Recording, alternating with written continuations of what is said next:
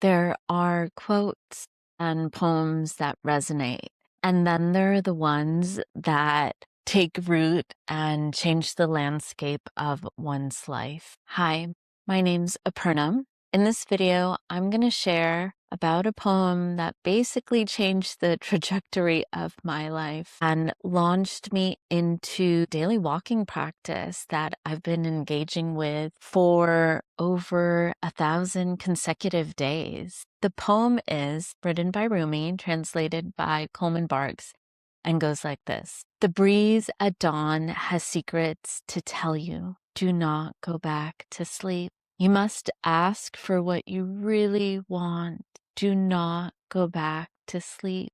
People are crossing the doorsill where the two worlds touch. Do not go back to sleep.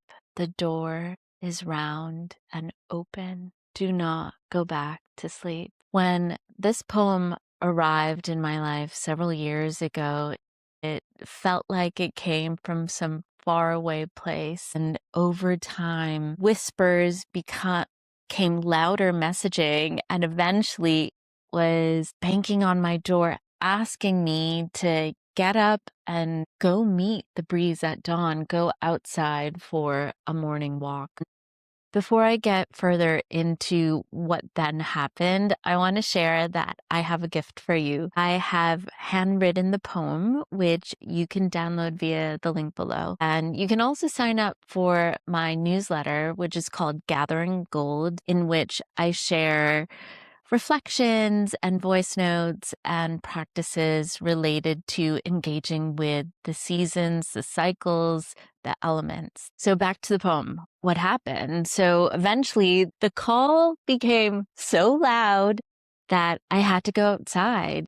And I started having these morning walks that lasted about 40 minutes long, often longer, before my kids woke up, before lunch boxes had to be packed, before the to-do list had to be conquered, before the rest of the world stirred. And I live in Denmark and have the great privilege of living by the ocean. So I would usually go walk by the ocean and kneel down at the water's edge, and I'd immerse my hands in the cold water, as it usually is here in Denmark, and put the water on my eyelids and the back of my neck and take sacrament that way, and also release some of the things I was holding, and found this really beautiful relationship with interacting with the ocean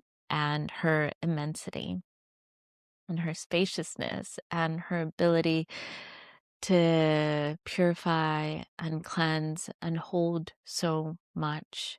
So I walked in the mornings, and I also walked after the school drop-offs. I'd walk between stacks of meetings. I'd walk at night. I really love walking at night, and would find companionship in Sirius and Orion, Sirius B, and Orion, the belt of Orion. I watched the planet Venus engage in her long descent into the underworld and her rise again.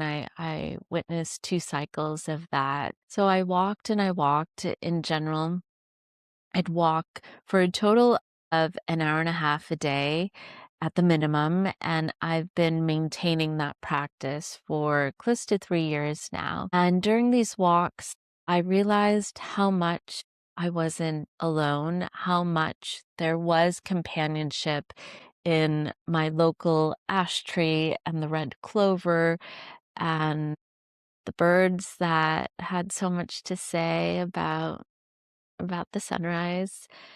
And what I found was that change happens in nature almost imperceptibly at first, but inevitably. And that this change was beckoning me to acknowledge what had changed within me as I was moving through life. And things began to shift. I gained new perspective. I gained new strength. I gained community in the natural world and a sense of belonging. She never asks to show up a certain way or to look good or act a certain way. And it was also a freedom to go out for walks and not be responsible to anyone or anything in that moment, but instead be held. And it's been so beautiful to feel that and to listen to what's happening in the broader living world and what's happening within me and what's being asked and processed. I think that's something so precious, is to simply have the space and time to process, to integrate, to compost the things that have passed and cannot be taken forward into the next season. Yeah, the winds blew hard. Sometimes they do. And I've watched a countless cloud dissipate and then reform. And in this process, in this daily walking practice journey, I've been brought to new shores within myself. I've actually walked out of my marriage. I've walked out of my corporate job and continued to deepen that relationship with myself and what it means to live in alignment, to live in harmony with my nature. And I'm very much on a process here and continue to listen and to learn by engaging with the natural world. And this experience of being outside every single day has been powerful. It's not been easy. It's been challenged to be with what is, especially when the weather is inclement and gray and not beautiful and not the warm blanket that I think would be lovely to rest in. But sometimes it asks something else of me, of what does it mean to stand in the storm, in the rain, in the snow, in the cold, in the heat. And that's been a beautiful process to get to know myself that way, to establish greater self-efficacy. It's been absolutely profound, that and impactful in many areas of my life, of simply, I can do this. I can meet what is in real time. So walking daily and developing this intimacy with the natural world has been the most powerful practice and modality that I know. And believe me, I've tried many modality and wellness practice. And walking daily is simple. And because it's so simple, it's actually really easy to dismiss.